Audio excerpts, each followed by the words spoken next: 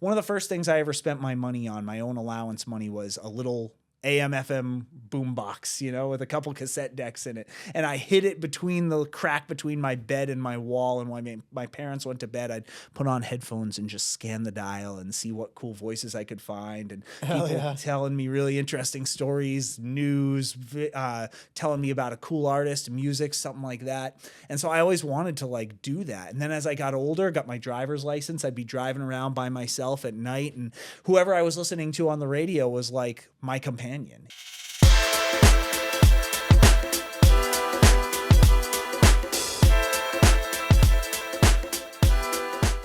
Are we already rolling, by the way? Yeah, we're going. Oh my God, I didn't realize that. Cool. Oh, well, I am. Don't let that change anything. No, this is good. I love this. I love just getting right into it. Yeah. I am just busy as hell, man. Like all good stuff though. Like I tell people all the time, I would way rather be too busy than too bored. Because when you're bored, you're not working. And that's bad. I've been there. That's not fun. Yeah. So I'd way rather be completely busy and losing sleep or whatever. But basically, I'm under a mountain of really interesting, cool stories that I need to finish, videos that I need to post. And I've got my very first live show ever coming up that I got to prepare for. So, and on top of all that, I'm a dad. I got 2 kids, and that takes up a lot of my time too. Yeah. But it's good. I love it. And I love the fact that I can do all of this cool stuff right here in Massachusetts, where I grew up, where I live, where I love. It's like everyone that I care about is here. Don't get me wrong. Traveling seems cool. I'd love to leave the state someday. But for now, I'm really happy to be doing what I'm doing here. Where would you go if you left the States? Like to live somewhere else? Would you live somewhere? Left the States. You mean leave the country as a whole? Yeah, is that what you're saying? Ooh, that's a good question. No, I just mean like live anywhere else. Literally, like Rhode Island would be an exotic trip to me at this point because I spend so much time in Massachusetts. Big story in Rhode Island the past couple of days. Oh, I know. Seriously, Super sad. Luckily, we have some amazing reporters who do a great job of covering the more serious stuff, which allows me to kind of focus on more features, fun, human interest-driven stuff. But you're right. It was a tragic story, but yeah, I mean, if I could live anywhere else, man, I don't know. I've been playing a lot of GeoGuessr lately. Do you know what that game is? Is that when they're like the guys are like on the maps and they're like trying to guess where the spot is? Exactly. I've never done it, but I've seen the clips. Puts you in a random place in the world on Google Street View, and you have to figure out where you are. And the closer you are when you pinpoint on the map, the more points you get. So I've been playing a lot of that, and I've been seeing all. That's how you're getting your traveling. That's how I'm getting my traveling. I'm like, man, I'm learning like a ton about geography and history, and like. It's super cool. So I don't know, man. There's a lot of countries that I've got my eye on that I like over in Europe, or even like Namibia and South Africa is like randomly beautiful. Have you left the country before?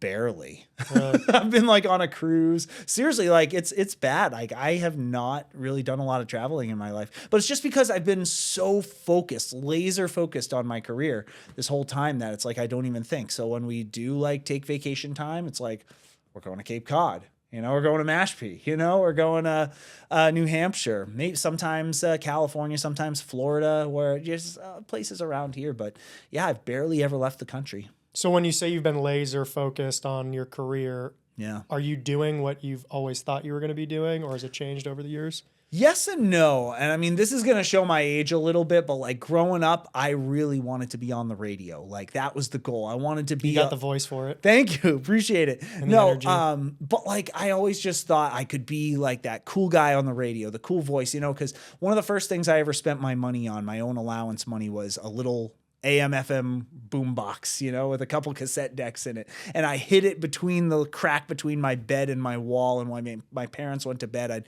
put on headphones and just scan the dial and see what cool voices I could find. And people telling me really interesting stories, news, telling me about a cool artist, music, something like that. And so I always wanted to like do that. And then as I got older, got my driver's license, I'd be driving around by myself at night. And whoever I was listening to on the radio was like my companion in the passenger seat, keeping me awake and keeping me engaged and entertained. And I was like, I want to do that. There's something magical about that. You still get that today, even if it's not on the FM dial, maybe if it's in a podcast, you feel that sort of companionship with whoever it is that you're listening to, right? It's like that. It's a real intimate thing to be alone in your car and have somebody else telling you a story. It's cool. So that was always my drive. So in that regard, yeah, I am doing what I always set out to do from the age of 14. I always wanted to be on radio, and I now work for a radio station being a news reporter, but I'm also kind of going in this different direction because of social media. My stories are reaching not just those people who are driving alone at night in their car, or not just the kids who are scanning the dial with headphones on. I'm sure none of them do that anymore.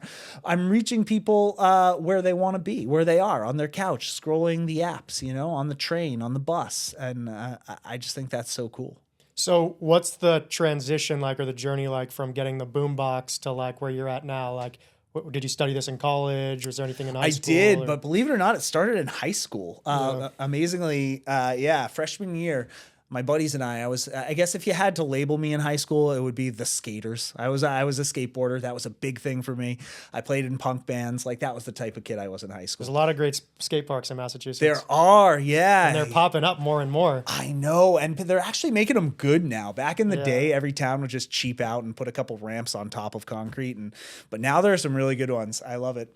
But back then, so my friends and I were sitting at a table one time, and there was a sign up on the wall for the high school radio station. You know, it was a radio station with a pickup range of like the parking lot, but it was cool, right? And we were like, let's do this. We said, what if we had a show about skateboarding, right? We'll like talk about skateboarding, and that'll be our show. And I was like, hell yeah, let's do it. Turned out I was the only one that took it seriously, right? We had guys showing up high on various substances and breaking the equipment, making fart noises in the microphone, purposely playing songs with swears to try to get us kicked off. But like, here I am showing up with like show notes and prep, and like, you know, we're going to talk about this at this time, and then we're going to play this song, and then we're going to do this. And so that was when I realized, like, okay, this is what I'm going to do with my life. This is my career. And so I followed that path. I had an internship as a senior in high school, so I got kind of early start on the internship thing at an alternative rock station in Lynn, Massachusetts, called FNX. Went to Emerson College, studied radio there. It was great because by the time I arrived there, they have the best college radio station in the country. So it was pretty competitive to get on the air there. But I was going in with already some radio experience under my belt. Most people don't start that until they get to college. But I had already done that all through high school, and I had even done an internship. So I got on the air super quick. It was overnights, which was ridiculous. 3 to 6 a.m. was my first shift ever there. But I toughed it out. At that age, you can do that. And then while I was in college, I was working 3 nights a week doing overnights at a commercial radio station. So from midnight till 6 a.m., 3 nights a week, I'd be working my part-time gig there, getting paid, then go to class during the day. And then I'd have different shifts at like 6 a.m., 3 a.m., midnight, just like whatever, just to be on the air, just to be doing it. I was the guy walking around campus with like a coffee in one hand and a Red Bull in the other. Just anything to stay awake and just keep that train rolling. You know, other kids were going to do the study abroad programs and stuff, but like I had this gig lined up here, so I stuck with it. And then it wasn't long after I graduated that a full-time job opportunity opened up for me, and I took it, and the rest is history. Is that where you are now? Is that? No. So my first gig out of college was at a talk radio station, political style talk. Oh, you're dumb. You're wrong. Yeah, these people are doing this. Not at all what I wanted to do with my life, but it was something. It was in the field. It was in the market I wanted to be in. I took it, and I ended up learning a ton. Meaning all kinds, and basically anyone who is anyone in Boston, Massachusetts politics, and even some on the national scale too, which was really interesting and cool. And then that station went away. It flipped formats, and I ended up working at a top 40 station for a while, the old 103.3 amp radio, doing like entertainment, comedy-driven style morning radio, you know, welcome back. But like, it was so wild to take that transition from let's make people mad radio to let's make people happy radio, you know? But like all those skills I learned along the way from both stations, like help build this Swiss Army knife of unique skills that I have to get me to the next job, which after 7 years at the top 40 station, the pandemic put the nail in the coffin on that station. I ended up at WBZ NewsRadio. It was a weird time though. And I've talked about this before, but like the pandemic was a tough time to be in this business because nobody's in their cars listening to the radio. True. Nobody has the money to spend on advertising. So there's like no money going in. So every station pretty much had hiring freezes everywhere, except for WBZ. And if you think about it, it makes sense because it's an election year. There was a pandemic going on. People were tuning in for information on both of those things. They needed extra help. They needed a reporter. I had never been a reporter before. I was like, how am I going to do this? All I know about being a reporter is what I saw on TV, the nice fancy suits and outfits and talking a certain way. And I was like, oh my God, is this really me? But they convinced me on the phone. They were like, we think you have the skill set to do it. From the different, like even like the comedy bits that I was doing, interviewing people out on the street for the Top 40 station, right? And booking interviews and like doing all the serious, more political stuff with the talk station. It was like, if you just combine all that together, you could be a reporter. And plus, we don't want just another journalist with a capital J. We want somebody who can kind of come in and have a different approach in here, like think different and help pull us in this 100-year-old AM news radio station into the 20th century through social media and all that. And I was like, all right, you know what? Now you're speaking my language. Creativity. I like that. Let's do it. And so, they got me, they registered the TikTok account for WBZ NewsRadio and had me be the go-to guy to start posting on it. And it changed my life, changed my career. So peel back the curtain on being a radio personality. You said you've learned these skills. What are the skills to be on the radio? I think the biggest thing is to not worry too much about stumbling or messing up. That's the biggest mistake people make when they do it for the first time. It's like a microphone's in front of their face, and for anybody, you know, maybe not you because you do this, but like for a lot of people, you put a microphone in their face and suddenly their psychology changes. They're overly conscious about every word that comes out of their mouth. And not only that, but like how they sound when they say those words and how they look when they say those words, especially if there's a camera. That's why we don't tell people we're starting. I love that. So it's just more natural. Yeah, that's exactly what you got to do. And I think, and this is also why when I do interviews with people out on the street for the videos and stuff, I've just got my phone and I'm making eye contact, and the phone is here and it's recording and it's capturing the video, but we're having a conversation, we're engaging, and it's much less intimidating, I think, than like, I don't know, being out on the street with like a TV news crew with like a giant camera, you know, and a light intense in their face, and then a second journalist there with a microphone, you know, what do you think of this? It's like, no, I'm not trying to be intimidating. I'm just trying to relax and be that guy. And so the other, going back to your question about like, what are the other skills and stuff, you know, you can put yourself in the mindset of, remember earlier I was talking about being alone in my car and the person on the radio was my companion in the passenger seat. When you're on the microphone, be that companion in the passenger seat. Talk like you're talking to your friend who's driving you somewhere and you want to tell them a cool story, you know, or a funny story, or just any story. But you don't have to talk to them with a radio voice or a TV news voice, because that's just not real. That's not natural. Just talk like yourself. And people say all the time, like, thank you, by the way, for complimenting my radio voice. You know, it's like, but people worry about that. They say like, oh, you have a good radio voice, but at the end of the day, what you say is more important than how you sound when you say it. People care. It's like content. You know, if you're posting some content online, it's much more important like what that content is than how pristine and perfect it looks.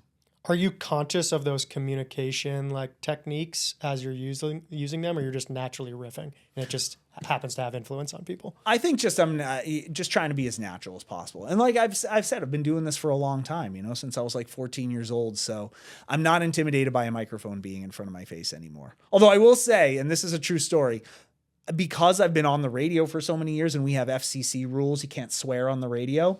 Now, whenever there's a microphone in front of my face, I'm wired to not swear. So when my friend had a kid, the first of our friend group to like have a kid, and I'd be with my friends like swearing like a sailor like I usually do in real life, he was like, dude, there's a kid around now. You can't be doing this.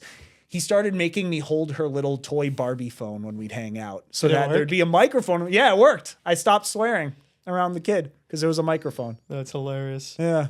So you said that you basically got this opportunity and they, you know, gave you a little more creative freedom to, it seems like, modernize the radio.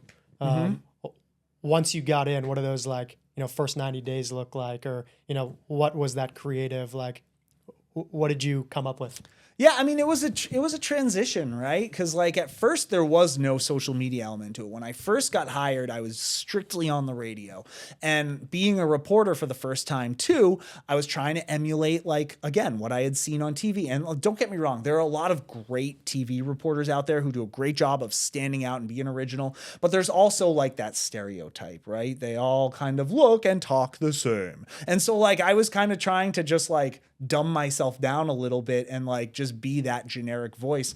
And my boss said to me after the first story I filed, he was like, you know, it was fine, but like, it's a fun story. Like you could have a little bit of fun with it, like let loose a little. And I was like, oh yeah, I guess I can. I guess I did. And then slowly over the course of the next year, I just experimented more and more with different sounds. I knew I had a really strong production background, so I could do really cool things with audio. And I was like, why not like experiment with that? And just seeing how far I could push it and what I could get away with before they stepped in and said, can you please stop doing that?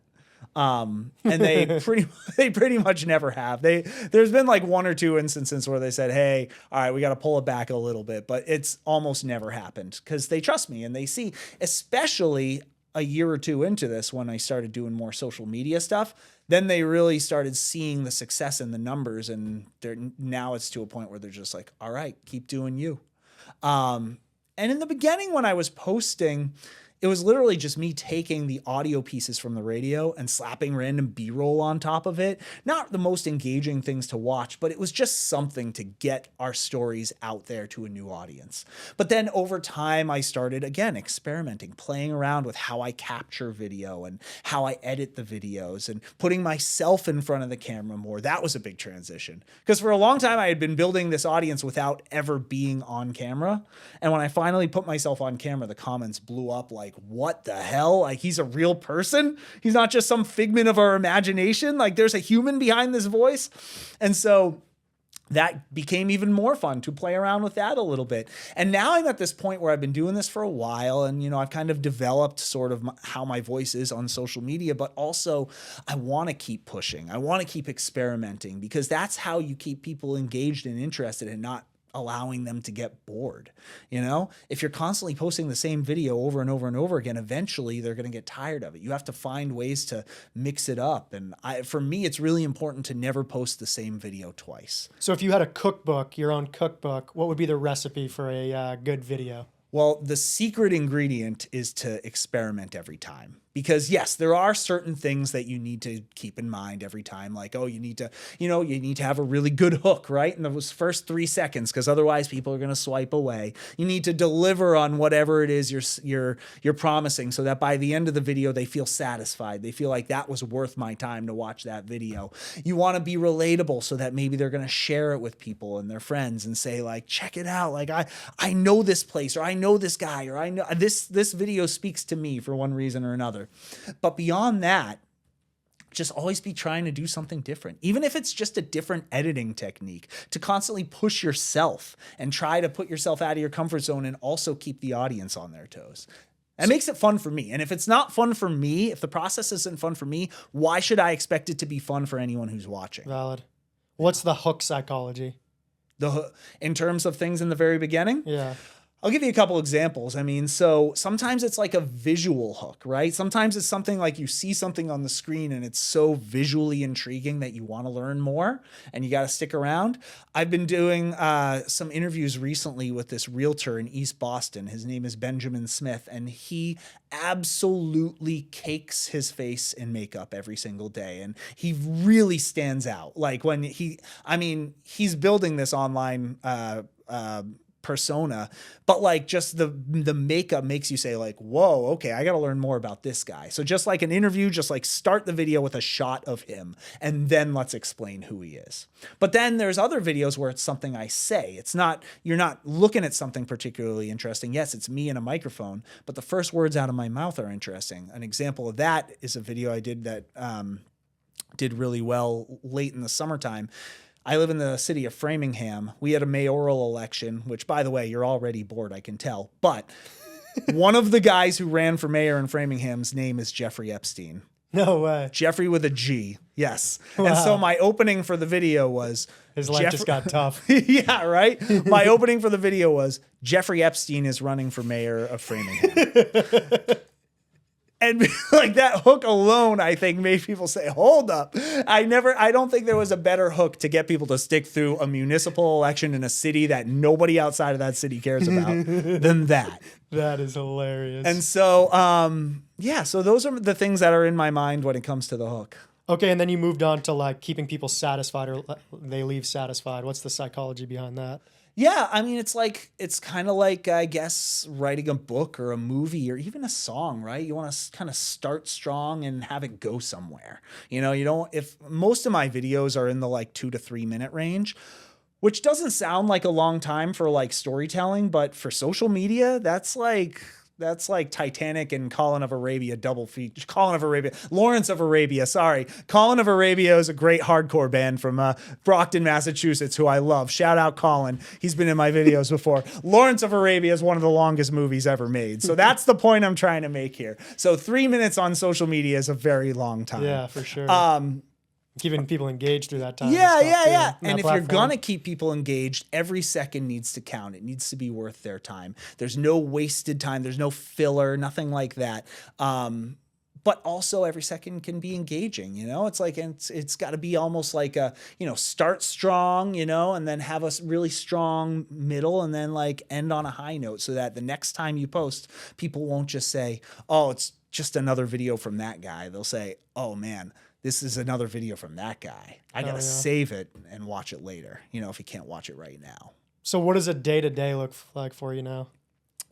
So, it's different. It depends on the story that I'm working on, but generally speaking, I'll wake up, I'll have a morning meeting with the newsroom. We'll all talk about what we're working on, and then we get to work. So sometimes that includes just me recording just really short, quick stories just to have my voice on the radio. But then I go out and I film my more longer, in-depth stories. And sometimes, you know, generally these days, you know, I'll have like a video a week or a couple a week. Which isn't a ton by like, it's not a lot at all by like influencer standards, but it's enough that I feel like I can tell a compelling story and actually get in depth with it and do my research. And sometimes I'm out there, like I spent 10 hours in a location once that I needed to boil down to a 3-minute video, you know? And what's typical like time input for the one video you're putting out? Yeah. I mean, it depends. It depends if I'm profiling a person or a town or something like that. Sometimes it can be anywhere from like half hour to 4 hours, but I would say maybe on average, like 2 hours, 2 to 3 hours I'll spend with somebody or somewhere. I just try to, again, like I want the video to go somewhere. So like if I'm doing a profile on you, you know, like maybe we'll go back to the town where you grew up and we'll drive around and you'll show me stuff and we'll go to where you work and sit down and capture a little bit of a day in your life. And all of this stuff takes time.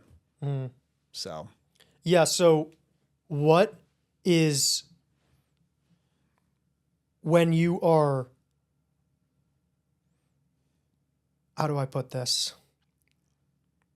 When you're meeting someone on the street, right? Mm-hmm. Or you're like developing one of these stories, how do you get them to open up to you and like build that trust with them if you don't have a relationship with them already? That's a good question. And it's one that I think a lot of people struggle with when they get into this line of work. They'll ask me like, how do you get people to open up to you and stuff? And really it's just about being as real as possible with them. You know, I think, you know, when they hear that a news reporter is coming to interview them, they have this idea of what it's going to be like. And again, they think it's going to be that intimidating newsman showing up with a microphone and a serious stare and a really nice jawline. But for me, it's just about showing up and just hanging out. You know, I don't go in with like a list of questions in front of me, just like you don't, which is great because I can tell you're actually listening and engaging and asking follow-ups and stuff like that. And I try to be the same way. You know, I want the people to feel like I'm just another friend who's hanging out with them.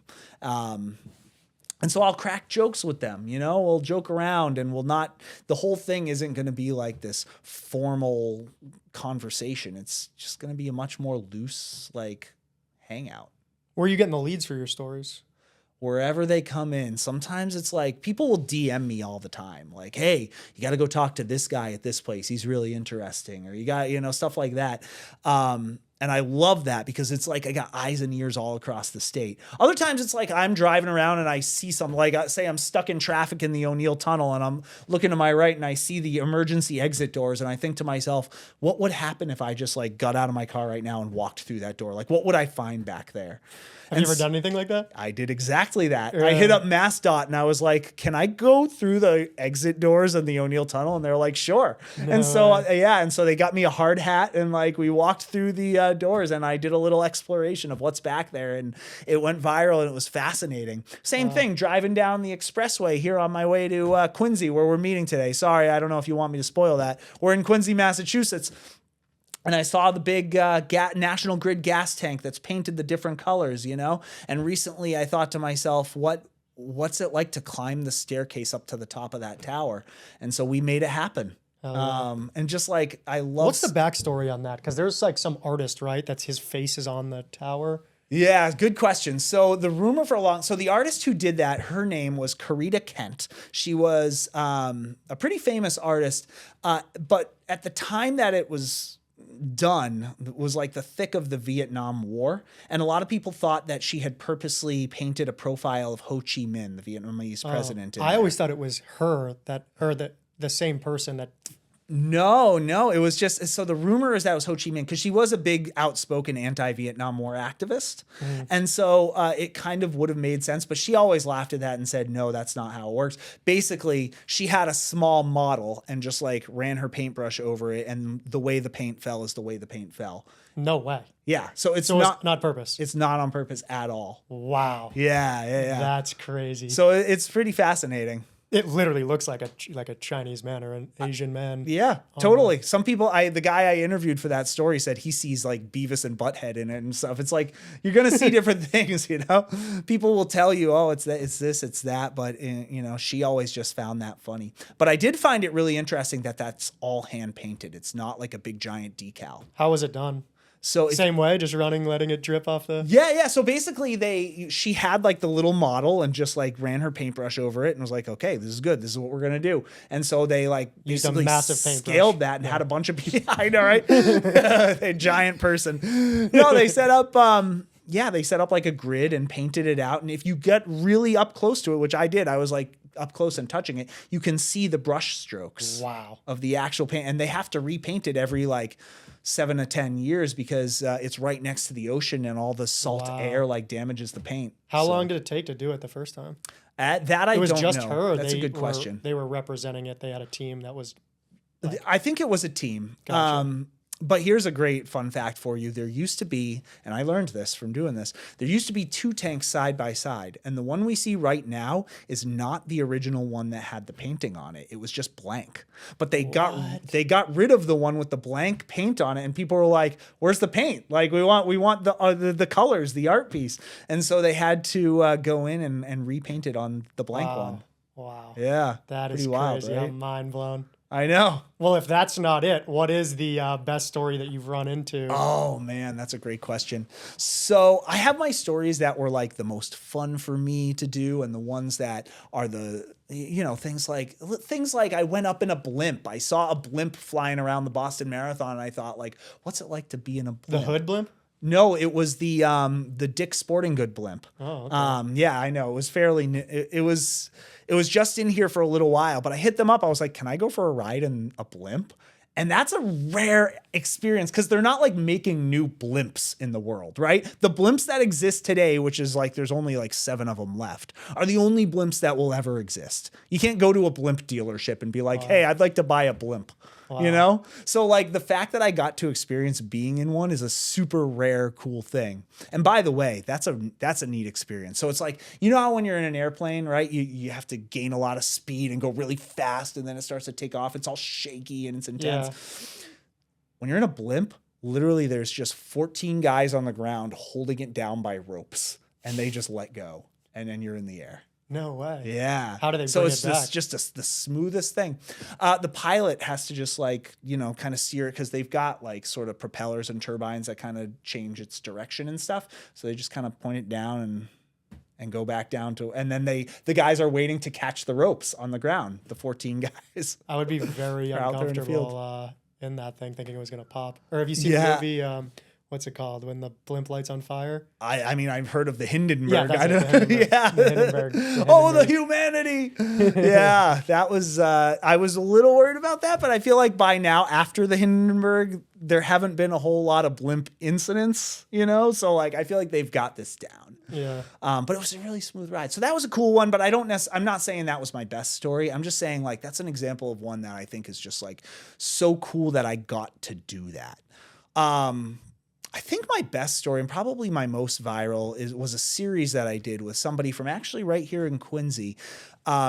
I met him at a mall at the South Shore Plaza. He was working at Aeropostale, and he was just a really funny, quirky guy. He was cracking jokes, and I think I saw this. Yeah, so he would tell these jokes. He was a Filipino guy, and at the end of every joke, he'd say joke only, joke only. Yeah, I saw that. And I had him in a video, and he stole the show. So I was like, I got to do a follow up with this guy. And so I sat down with him and made a whole video about just him. Come to find out, he's working like 3 jobs to put his niece and nephew through school. And like, he had to give up his whole drag persona because like his father disapproved of it and it was his passion, but he's not doing it anymore. So like, I set up a night, and he also said that he hasn't had a night out since he moved to the US just because he's been so focused on all his 3 jobs. So like, it's one of those things where it's like you meet somebody, he's so funny, so bubbly in the real world, and you just don't know what's going on behind closed doors, or like, you know, how sad he was that he was lonely. So we took him for a night out. I took him to a drag show. He had the time of his life, and the drag queens there invited him to revisit his drag persona and perform with them. And so we made that happen. We had a show, 2 shows actually, both of them absolutely packed. And it was just like such a cool, rewarding thing to see him revisit that part of him that brought him so much joy for so long that he had to put aside because of disapproving family members. So it was a really rewarding story. Yeah, and it must be like awesome having that kind of impact with a person. Definitely. The other example too that I'll give real briefly is I met a woman, and this is another one that that I feel really proud of. I met a woman singing on the side of the road in Boston in Downtown Crossing, and I sat down to record her and interview her, and come to find out she was homeless. She had been through a really messy situation, but she had this dream of like going into the recording studio because she had this original song that she wanted to record. And so I was like, I'm a musician. I know people. I could make this happen. So I pulled some strings with some people I know, and I got her into a recording studio. She recorded her song. I set her up with a producer so that she could like actually have the song like made. And we posted it on Bandcamp, which is a streaming platform where you can pay whatever you want for a song. So people were downloading it, and within, a couple of months, she had made like 10 grand from her own song. Wow. So it wasn't like me walking up to this woman handing her money. It was like she made this amazing piece of art, put it out there for the world, and made a ton of money off of it. Wow. And then that kind of snowballed from there too, where all these other amazing things happened for her. We reunited with her daughter, who she hadn't seen in a couple of years. And like, she was interviewed by CBS Sunday Morning and the CBS Evening News, and she got invited to be on America's Got Talent and like all this crazy stuff. So that was extremely rewarding. Do you stay in contact with these people? Yeah, absolutely. That's awesome. Yeah, totally. Are people starting to like recognize you? I'm sure a ton. Yeah, definitely. What's that like? It's great because it's not like I'm like some A-list celebrity that gets swarmed everywhere I go, But well, it's Boston's a small community. It is, yeah. But every once in a while, people just like shout out, "Hey, what's up, Matt Shearer? Matt Shearer, can I get a picture real quick?" And like that's cool. It's like, what's better than just like random people telling you you're good at your job? I like that. It's funny to see how like my kids respond to it too, because like if I'm with them and somebody recognizes me, they could be a little confused by it. It actually just happened yesterday. I took my kids sledding. And some guy at the hill, happens to be from Belgium, and he had been seeing my videos. He was just in town visiting family members. I guess his family members had initially turned him on to me. But yeah, and so my kid, my 6-year-old came up to me and was like, "Daddy, why does that person know you?" And like stuff like that. And I have to explain. I was like, "Well, you know how like you like to watch Ryan's toy videos on YouTube? I don't know if have you ever seen this kid? Ryan on YouTube, he reviews. Okay, it's because you're not a dad. There's this kid who's like really popular on YouTube who just like reviews toys and like plays with toys, and like that's his whole channel. He's a child or an adult? It's a child. Okay. And my kids are obsessed. Like not just my kids, kids in general are obsessed. This kid is probably no more than 10 years old at this point. He's already like a billionaire. Like, it's ridiculous how much money. Yeah. Anyways, so I had to explain to my kid, I was like, yeah, well, you know how you like watching this YouTuber? Like, that's sort of like that guy likes watching my videos. And I had to say, like, I mean, I'm not as famous as he is. And she goes, yeah, well, I know that. I'm like, what do you mean? She's like, well, because he has a nicer house than we do. I was like, listen, kid, when you're a famous YouTuber, you can get whatever the hell house you want, but I work my ass off for this tiny little 2-bedroom, okay? That's so you hilarious. chill. That's hilarious. Yeah, but it's fun. You've probably gotten like a pretty good lens on the city and gotten to explore quite a bit. Like if you had someone, new coming to the city, what would they have to see or where would they have to go if you had to give them a tour?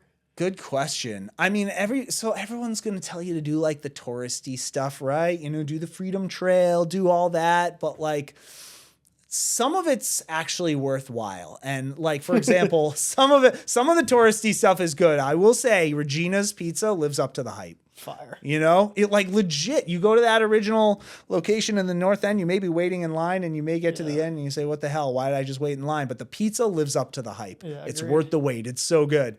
Also really underrated, but amazing part of Boston that no one ever talks about is the Harbor Islands. And in particular, George's Island in Boston Harbor has an old military base that you can just like freely walk around. You can walk in the big giant pits where they had the cannons or like through the dark, cold, creepy aisles where they used to like put prisoners and stuff, like crazy shit. And it's just like, I swore into a microphone, whoops. But it's like so crazy. And it's like right there in Boston Harbor and it's so much fun. So that's one thing that I love, but only when the weather's warm, of course. You don't want to go to What is Castle Island? Same thing? Castle Island it's a similar concept, but you can't why are they there? Yeah, you can't freely walk around the old military fort there. You can't Really? Yeah, I mean you can walk around it, but you can't like walk into it. Where it's on George's Island in Boston Harbor, you can actually walk in and around and like it's super cool. They're not man-made, are they? Man-made? The islands? Yeah, because they're small islands. The islands were there, yeah, but they built I think, anyways, don't quote me on this, but they built the actual military installations there. Because the cool thing about Castle Island is you can actually drive to it. It's just not as much of like a fun touristy thing. It's more just like a nice place to walk around if you happen to live in Southie or something. And Sullivan's right there, the little snack bar, killer hot dogs and chicken fingers. Telling you, that's a good spot. Yeah. Are they colonial islands or are they like from colonial times and from the Revolutionary War or post that? They do go back to the Revolutionary War. And I believe the base on George's Island was used up until like World War I. They just repurposed it. I think it was like a POW camp for like the Civil War and stuff like that. So really cool history. And also, please don't quote me on any of these things. This is just what I remember off the top of my head. I'm engaged. But that's what I remember from visiting these places. And do you preface that on the videos too? Like, this could be true. No, with the videos, I know what I'm talking about. But like, you make a good point though. There are people like, we live in a weird age of information where anybody can just like turn on their camera and just say shit with no research or whatsoever, and people just believe it because it's easier than actually doing the research. That's me. I'm like, did you know that like Castle Island was built by the aliens? Yeah, I read it in the comments section. Like, AssBoy420 said that, like, blah, blah, blah, blah, blah. That's hilarious. But yeah, no, when I make my videos, everything's fact checked and we're good there. Sick. Yeah. Well, final question. If you had one piece of advice to give the audience that's watching this that you've learned over your journey through the years, what would it be? And one of the best pieces of advice that I ever received when I was training to be on the radio and like pushing buttons and stuff is if something goes wrong, don't immediately go, oh, shit, what's wrong? Fix it and then go, shit, I can't believe that happened, And that's just like, that's life, man. It's just like you have a problem, deal with it, and then get pissed about it. Because you're not doing yourself any favors by just getting pissed. Because the longer you're pissed and not dealing with it, the worse it gets. So if you're in a live radio situation, that certainly applies. But I just think in life in general, you have a problem, deal with it. Okay, so I lied. Not the last question. Sorry, because that was not a good answer. No, that was a good answer, but it gave me a follow-up question. Sure. So what do you do? Do you have a technique if you're like interviewing someone live, because you have a live show coming up here, and you forget the question that you're going to ask and you start to brain fart like in the middle of it. Is there something that they teach you to get out of that situation? Yeah. So if it's live, I mean, I just kind of, you can ask a follow-up, be like, really, tell me more about that. Just try to keep them talking so you can kind of remember where you were going with it. But if it's not live and it's recorded and I'm just standing there with a microphone and my camera and I know I'm going to go back and edit it later. It doesn't matter. It doesn't matter. I could just say, did you catch the Red Sox last night? Whoa, how about that Super Bowl? Like, what'd you think? Just like whatever, just anything to kind of keep them with you while you come up with, okay, where am I going with this? What's next? And I guess you could kind of do that in a live situation too. Yeah, at least once per episode, I'll like at some point get like caught up just in what you're saying, and I'm in the trance listening to you, and then I'll forget what I was gonna ask next. You're thinking about like Castle Island, and and then I'll just stop. Like I just literally, and I think at one point it happened during this one, and it happens all the time. I'll just sit there for like 12 seconds, just like thinking about it, and the guest's kind of like, "What is he thinking about?" And then I'll remember it. And that's good. Yeah. That's fine though. You got the power of editing, and that's something, and that's good advice that I always say to young people too. Like if they're getting into the social media game and stuff, is like, you have the power of editing. If you're interviewing someone on the street and you're worried about how dumb you look because you forgot what question you're going to ask, stop worrying about that, because like maybe the person in front of you thinks you look dumb, but the potentially millions of people that could be watching it, they have no clue that moment happened because you cut it out. So don't worry about what the people right in front of you think. Worry about what the millions of people that are going to watch it are thinking. Well, if people want to find more of your stuff and they want to engage with you, where can they find you? Yes, I would love it if you'd follow me on Instagram in particular, which is Reporter Matt, but I'm on the other platforms as well. WBZ NewsRadio on TikTok, Matt WBZ on X. I have not been lucky enough to get the same handle on every single platform, so let's just keep it simple. Instagram, Reporter Matt. Hell yeah. Well, I appreciate you coming out. It's been fun. Yeah, thanks, Jack. This was a blast. Hell yeah.